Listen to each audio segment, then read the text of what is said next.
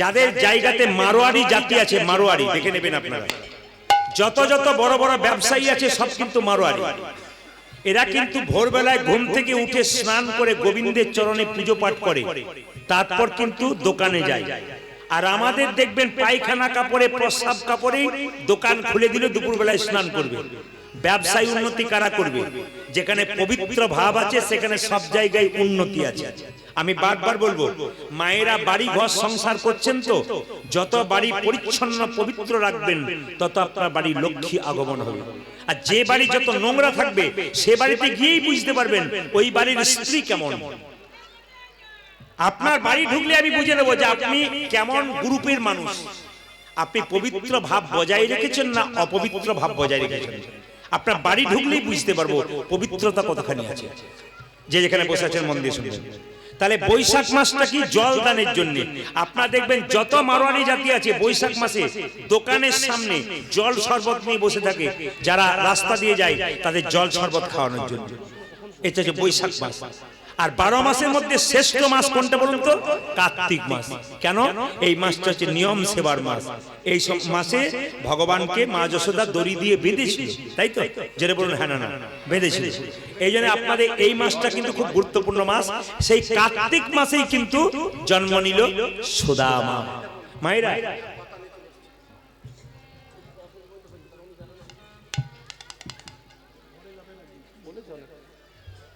ইনি আবার 1 পাতা 1.5 পাতা কোশ্চেন নিয়ে এসেছেন। এই কোশ্চেন দিয়ে রাত কাটিয়ে দিই, আর পালাপত্র কিছু করবো না। আমার সবচাইতে দুঃখ লাগে আপনাদের জন্য যারা কাগজপত্র আনেন। আমি কিন্তু সব ধরনের উত্তর দিয়ে দেবো, কিন্তু প্রশ্ন হচ্ছে আমার সবচাইতে দুঃখ লাগে যাদের জানার দরকার তারা বাসায় যায় না কেন। আমি তো দুপুর থেকে এসেছি, কই একজনের তো মাথা গরম করেন। তার মানে কি? এর প্রমাণ কি? যে আমি কত জানি একবার দেখাতে চাই না। কি বলছেন? হরে কৃষ্ণ। জ্ঞানী ব্যক্তিরা আসরে, যারা জ্ঞানী ব্যক্তি হয়, আসরে কোনো কোশ্চেন নয়, আসরে কোনো কথা না। কারণ আসরে ভক্ত লীলা শুনছে পবিত্র ভাব নিয়ে, সেই সময় ডিস্টার্ব দেয় না। আপনার জানার দরকার হলে আপনি বাসায় যাবেন। আমি দুপুর থেকে এসে বসে আছি দিব্যি বাসাতে, আপনার তখন সময় হলো না। এখন নিজেকে প্রমাণ দিচ্ছেন কেন যে আমি এত জানি বা এত জানবার দরকার? আপনি জেনে নেবেন। ঠিক আছে, বেশ। হরে কৃষ্ণ। জয় বলুন রাধা রানী কি, সুদামা ঠাকুর কি, সুদামা ঠাকুর কি, সুদামা ঠাকুর কি। তাহলে বৈশাখ মাস কার্তিক মাসে জন্ম নিল কে বলুন তো? সুদামা ঠাকুর। এই সুদামা কি? কে কে সুদামা? তেতার ভারত এসে জন্ম নিল, তেতার ভারত এসে জন্ম নিল, ভারত এসে জন্ম নিল, তেতার ভারত এসে জন্ম নিল। সুদামা হলো ভারত এসে জন্ম নিল,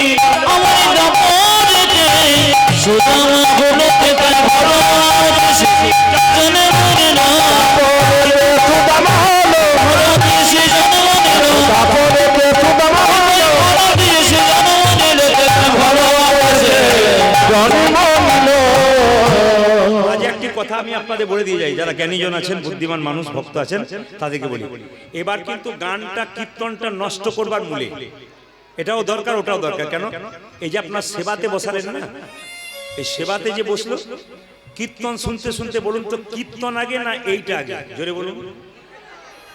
কীর্তন আগে কয়েকজনের, আর বাকি সব দেখছেন যখনই বসছে তখন মাথা উঁচু করে। আমাদের পাড়া থেকে চোরা বসে গেল নাকি না? এই যে একটা ভাব, তার মানে কি একটা ছেলে যদি পড়াশোনা করতে বসে, সেই সময় মা যদি বলে এসে আই খেয়ে নে, ও যদি একবার খেয়ে নেয়, ও লেপ খুঁজবে না পড়া খুঁজবে? যে কোনটা খুঁজবে? তা আপনারা যারা ভক্ত তাদের জন্য বললাম প্রসাদ খাওয়ার ব্যবস্থা আছে, কিন্তু প্রসাদটা আপনার শেষে গ্রহণ করবেন। যারা প্রকৃত ভক্ত কীর্তন শুনবেন, প্রসাদ গ্রহণ করবেন। জোরে বলুন সুদামা বিপ্রভি। এই সময় যে যে উঠবে তাকে বোঝা যাবে উনি কিন্তু কীর্তন শুনতে আসেন নাই, খেতে এসেছেন। না, প্রসাদ পাবেন, প্রসাদ সবাই পাবেন, কিন্তু কীর্তনটা শুনে নিন। যাদের দূরে বাড়ি তাদের ছেড়ে দিন। জোরে বলুন সুদামা বিপ্র কি, সুদামা বিপ্র কি। তেতার ভরত এসে সুদামা হলো। একটু জেনে নিন, তেতা যুগে রামচন্দ্র কত বছর জন্য বনবাসে গেছিল? জোরে বলুন মায়েরা। 14। আচ্ছা আচ্ছা আচ্ছা, এইবার সবাই বলুন, তেতা যুগে রামচন্দ্র 14 বছরের জন্য বনবাসে গেল, কেন 12 বছরের জন্য গেল না? কেন 16 বছরের জন্য গেল না? কার জন্য গেল বলুন তো? কৌশল্যা, কৈকেয়ী না সুমিত্রা? জোরে বলুন। কৈকেয়ীর জন্য। তো কেন গেল না? আসলে 14 বছর 12 বছর মানে এক যুগ। আমাদের সমাজে কেউ যদি 12 বছরের জন্য বাইরে চলে যায় তাকে কিন্তু মৃত বলে ঘোষণা করা হয়। তার সাধ্য কাজ করানো যেতে পারে। জোরে বলুন হ্যাঁ না না। আপনাদের দিকে চালু আছে কিনা জানি না, শাস্ত্রের নিয়ম অনুযায়ী হিন্দু ঘরে সব চালু থাকবে। এই জন্য কৈকেয়ী এমন ভাবে চাইলো যে 12 বছর পেরিয়ে যাবে, আমার ছেলে রাজা হয়ে যাবে, 14 বছর হলে তো আর রামচন্দ্রকে খুঁজেই পাওয়া যাবে না। এই ভাবনা চিন্তা করে তিনি 14 বছরের বনবাস চাইলেন। ভরত হলো ত্রেতা যুগের রামচন্দ্র, ভরত হলো দাপরে সুদামা। কেন হলো একটু দেখুন। রাজা দশরথ একবার যুদ্ধে গিয়েছিল মা, তো যুদ্ধে যাওয়ার পরে তার আঙ্গুলে একটা বিরাট বড় ঘা হয়েছিল, ক্ষত, সবাই তাকাবেন। তো আঙ্গুলের ঘাটা ভালো হচ্ছে না, কবিরাজ বলল তোমার আঙ্গুলের ঘা ভালো হচ্ছে না, একটা কাজ করলে ভালো হবে। বলে কি? তোমার তো 3 জন স্ত্রী আছে, কৌশল্যা, কৈকেয়ী, সুমিত্রা। এদের মধ্যে যে মুখ দিয়ে আঙ্গুলটা চুষে চুষে লালা দিয়ে তোমার আঙ্গুলটাকে পরিষ্কার করতে পারবে, তোমার আঙ্গুল কিন্তু ভালো হয়ে যাবে। তাহলে মায়েরা, স্বামীর যদি আঙ্গুলে ঘা হয় আর স্ত্রীকে যদি বলে যে তুমি মুখের ভেতর ঢুকিয়ে লালা দিয়ে পরিষ্কার করো, আপনারা পারবেন তো? এখন 2-4 জনকে হ্যাঁ হ্যাঁ দেখলাম, আবার 2-4 জন মুখটা দেখলাম, আমি টেস্ট করে দেখলাম, আবার 2-4 জন যেন অরুচি হলো, এমনি দেখালো ভালো না না। তাহলে দেখতে হবে কি? বলে হ্যাঁ আমি আমার স্ত্রীরা আমাকে খুব ভালোবাসে, বিশেষ করে কৌশল্যা, সুমিত্রা তো ভালোবাসে। আজকে সমাজে যাকে মনে করেন আমাকে সমাজে বাড়িতে খুব ভালোবাসে, সেই দেখবেন পরে আপনার সঙ্গে বেঈমানি করে। আর যাকে ভাবেন ভালোবাসে না, সে কিন্তু আপনাকে শেষে আপনার পাশে দাঁড়াবে। এ প্রমাণ। কৌশল্যা, রাজা দশরথ বলল আমার আঙুলটা পরিষ্কার করে দাও লালা দিয়ে। স্বামী, আমি সবকিছু পারবো, আঙুলটাকে আমি পরিষ্কার করতে পারবো না। আমার লালা দিয়ে আমি অন্য কিছু যা বলবো সব করবো, আমি আমার মুখের মধ্যে ঢুকিয়ে লালা দিয়ে পরিষ্কার করতে পারবো না। বেশ ঠিক আছে। সুমিত্রা তুমি? স্বামী, আমারও একই কথা, আমি পারবো না। বেশ ঠিক আছে। মনে মনে ভাবলো এবার তো কৈকেয়ী না বলে দেবে। কৈকেয়ী তুমি? স্বামী, আমি তোমার আঙুল মুখে দিয়ে লালা দিয়ে পরিষ্কার করে দেবো। একই তুমি? হ্যাঁ। স্ত্রীর সবচাইতে দামি জিনিস হলো স্মৃতির সিঁদুর হাতের শাখা। মায়েরা, একটা সদবা নারীর সবচাইতে দামি জিনিস স্মৃতির সিঁদুর আর হাতের শাখা। এই যে দুর্গা পূজার সময় সিঁদুর খেলা করেন, আমি খুব একটা খুঁজে পাই না কোথায় লেখা আছে সিঁদুর খেলা। সিঁদুর খেলাটা নিজে থেকে করেছেন কিনা জানি না, আমার ঠিক জানা নেই। সিঁদুর খেলা নয়, সিঁদুর ভক্তি ভরে নিতে হয়। সিঁদুর নিতে নিতে এক চিমটি সিঁদুর যদি মাটিতে পড়ে যায়, স্বামীর আয়ু ক্ষয় হয়, শাস্ত্র বলছে। এই যে সিঁদুর যত্ন করে নিতে হয়, সিঁদুরকে ভক্তি, কারণ আপনি যে ব্রাহ্মণ সাক্ষী করে, অগ্নি সাক্ষী করে সিঁদুর নিয়েছেন, সিঁদুরটাকে পবিত্রভাবে নিতে হয়। এক চিমটি সিঁদুরের যে কি দাম, আপনার পাশের বাড়িতে যে মেয়েটা বিধবা হয়েছে তাকে দেখে বুঝবেন এক চিমটি সিঁদুরের কত দাম। দাঁত থাকতে দাঁতের মর্ম কেউ বোঝে না, দাঁত চলে গেলে বুঝতে পারে দাঁতের কি দাম ছিল। স্বামী আপনার সামনে কত যে দামি, এটা আপনি বুঝবেন কখন? যখন আপনার কাছ থেকে চিরকালের জন্য সরে যাবে। যতক্ষণ থাকবেন ততক্ষণ বুঝবেন না। শুধু স্বামী বললে ভুল হবে, একজন স্ত্রীও স্বামীর কাছে যত দামি, একজন স্বামীও স্ত্রীর কাছে ঠিক ততখানি দামি। শুনবেন মাইরা, স্বামী স্মৃতির সিঁদুর হাতের শাখা, তুমি ছাড়া তো থাকবে না, তাই তোমার আমি সমস্ত আঙুলের ঘা পরিষ্কার করে দেবো। সবাই লক্ষ্য করুন, আঙুলটাকে মুখে ঢুকিয়ে ঢুকিয়ে এক সময় কৈকেয়ী তার রোগ ভালো করে দিল।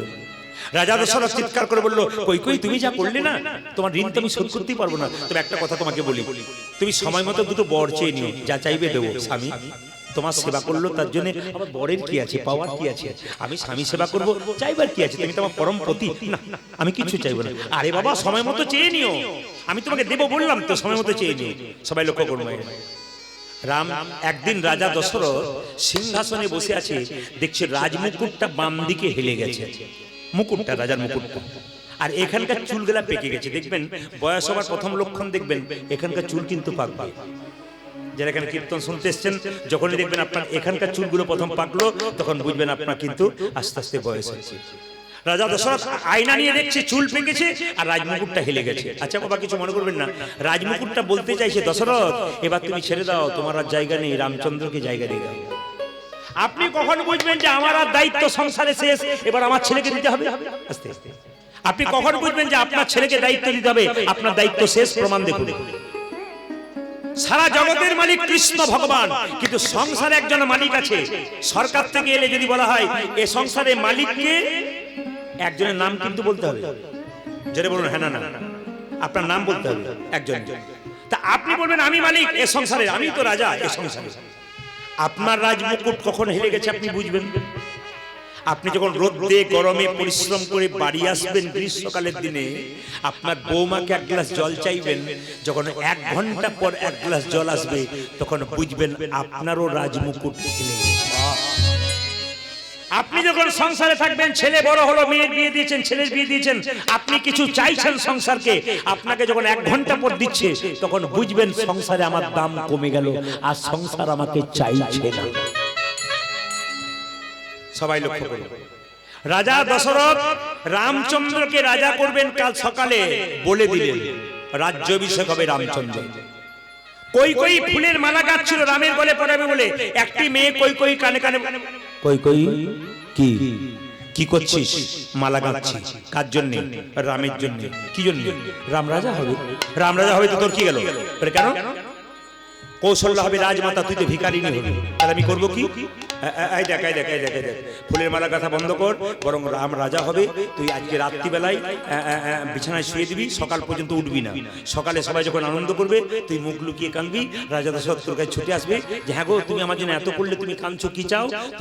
তুই তখন সেই দুটো বর চেয়ে নিবি, একবারে রামচন্দ্রের 14 বছরের বনবাস, একবারে পুত্র ভরতের সিংহাসন। বলুন তো মায়েরা, কানের মধ্যে যে 20 মন্ত্র দিল, ওই মেয়েটির নাম কি? জোরে বলুন। এমন ভাবে বলছেন যে আপনাদের পাড়ার মেয়ে বটে বলবে।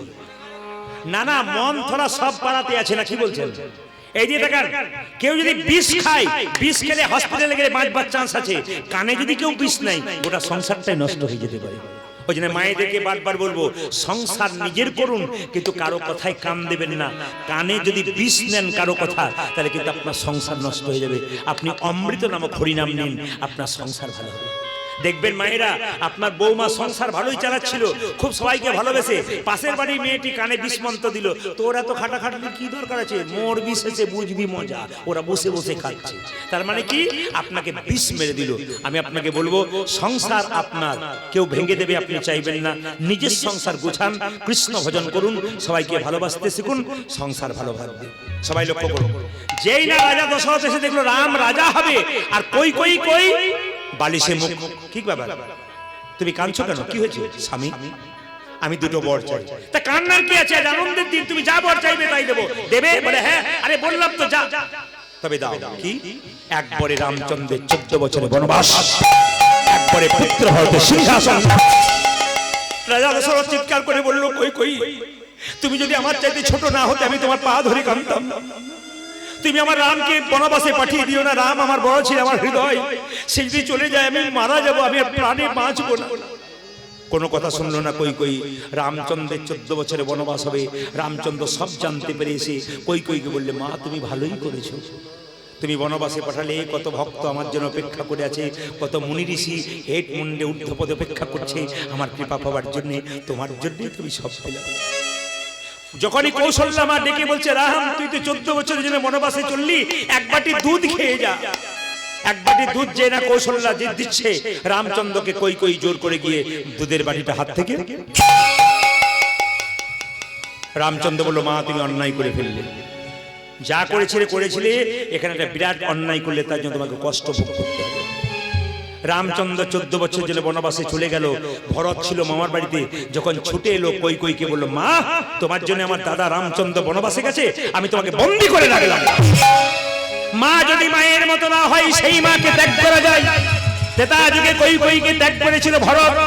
বাবা যদি বাবার মতো না হয়, সেই বাবাকে ত্যাগ করা যায়। ভক্ত প্রহ্লাদ হিরণ্যকশিপুকে ত্যাগ করেছিল।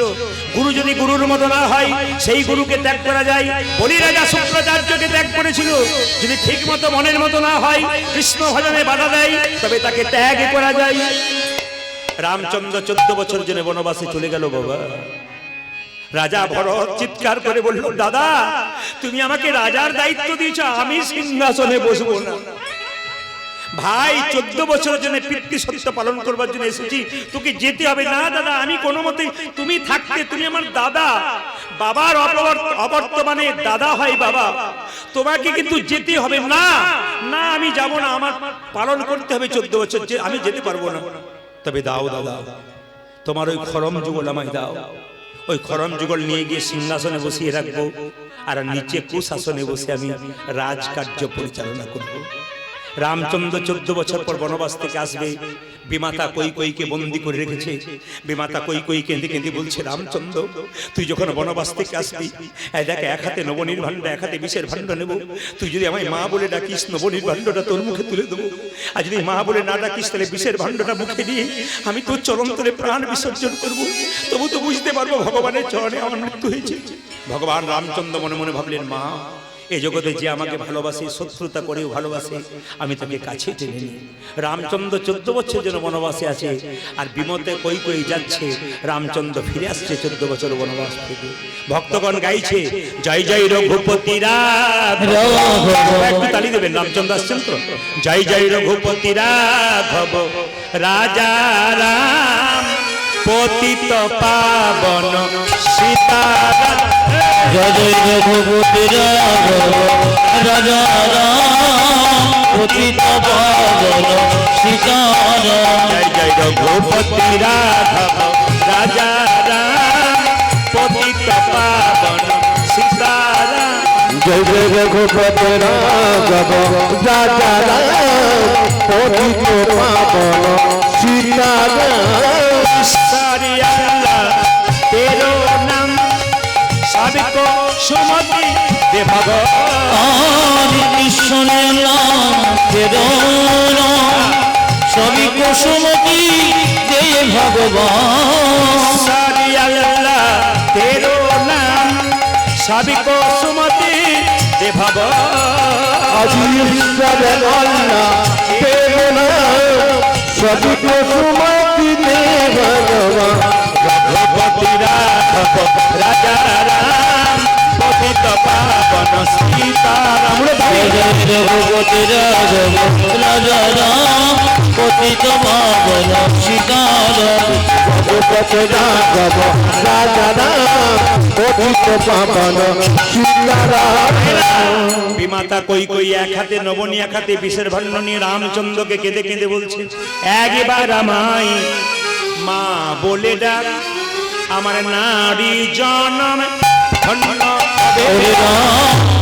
একবার মা বলে ডাক, নারী জনমে ধন্য হবে। একবার আমায় মা বলে ডাক, নারী জনম ধন্য হবে। একবার মা বলে ডাক, নারী জনমে ধন্য হবে। মামা বলে ডাকি রে একবার।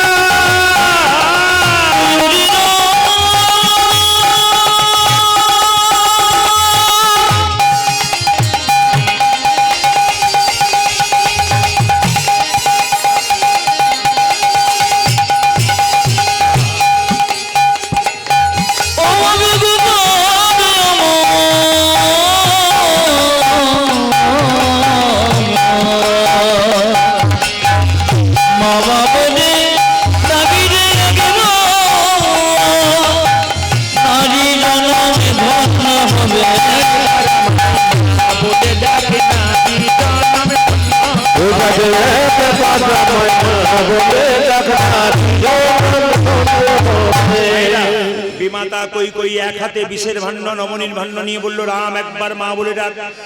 রামচন্দ্র মাকে জড়িয়ে ধরে বলল, মা তুমি কেমন আছো?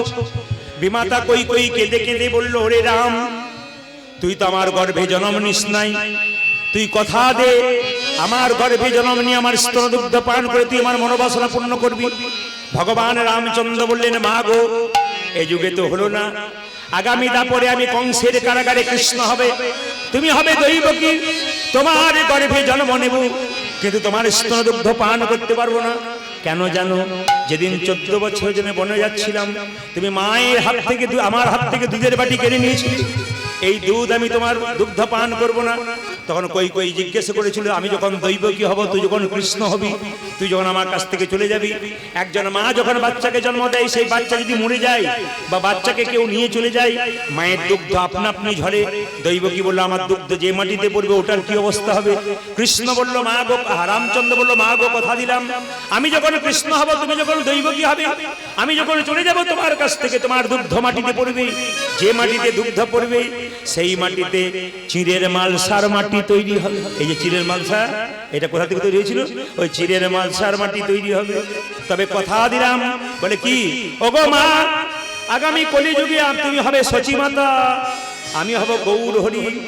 তোমার মনের বাসনা পূর্ণ করব, তোমার গর্ভে জন্ম নিয়ে তোমার স্তন দুগ্ধ পান করি। সঙ্গে সঙ্গে রামচন্দ্র যখন বনবাস থেকে এলো, দেখতে পেল ভরত বসে আছে নিচে, আর তার চরণ যুগল আছে সিংহাসনে।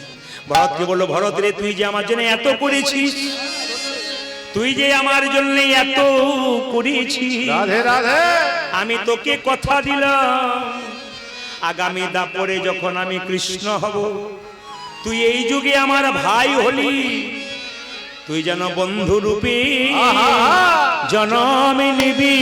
বন্ধুরূপে জনম নিবি, বন্ধুরূপে জনম নিবি, বন্ধুরূপে জনম নিবি, পরেতে সুদামা হবি, বন্ধুরূপে জনম নিবি।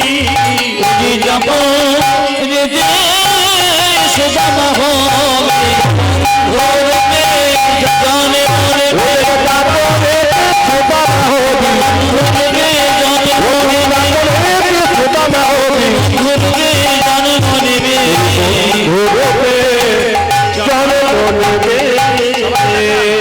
কৃষ্ণ সুদামা ছোট অবস্থায় গোষ্ঠে গিয়ে খেলা করছে, প্রত্যেকদিন নতুন নতুন খেলা। একদিকে কৃষ্ণ ছোট অবস্থায় খেলছে, আর সুদামা দুই বন্ধু হয়ে গেছে। রামচন্দ্র কৃষ্ণ হয়েছে, আর ভরত হয়েছে সুদামা। খেলা করছে 26 জন বন্ধু নিয়ে, 24 জন বন্ধু কৃষ্ণ এবং বলরাম নিয়ে 26 জন। কিভাবে খেলছে, কিভাবে খেলছে মায়েরা? কানাই খেলিছে বিনোদ খেলা গো, কানাই খেলিছে বিনোদ খেলা। কানাই খেলিছে বিনোদ খেলা গো, কানাই খেলিছে বিনোদ খেলা, কানাই খেলিছে বিনোদ খেলা গো, কানাই খেলিছে বিনোদ। ও কানাই খেলিছে বিনোদ খেলা গো, কানাই খেলিছে বিনোদ খেলা।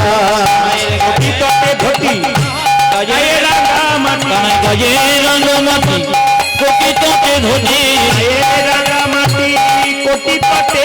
আমার গায়ে রাঙামাটি, কোটি তটে কোটি, কত জলে বনমালা গো, কত জলে বনমালা। কানাই খেলিছে বিনোদ খেলা গো, কানাই খেলিছে বিনোদ খেলা, কানাই খেলিছে বিনোদ খেলা গো, কানাই খেলিছে বিনোদ খেলা।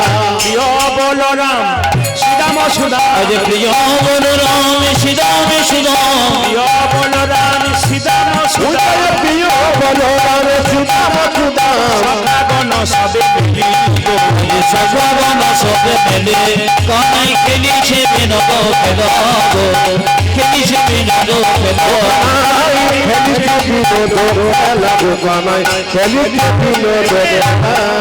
নতুন খেলা খেলবো, কি খেলবো মোরা নতুন খেলা, খেলিব মোরা গান্ধী জোড়া, খেলবো মোরা নতুন খেলা, খেলিব মোরা নতুন খেলা, কাঁধে করায় হাতে করা, খেলবো মোরা নতুন এই যদি কাঁধি গোড়া জানি কাঁধে চোরা, খেলিব মোরা নতুন খেলা, কাঁধে চোরা কাঁধে পাড়া, খেলিব মোরা নতুন খেলা, কাঁধে চোরা খেলিব মোরা নতুন খেলা, খেলিব মোরা নতুন খেলা। সবাই লক্ষ্য করো মায়েরা, হরিনামের খেলার মধ্যে আনন্দ।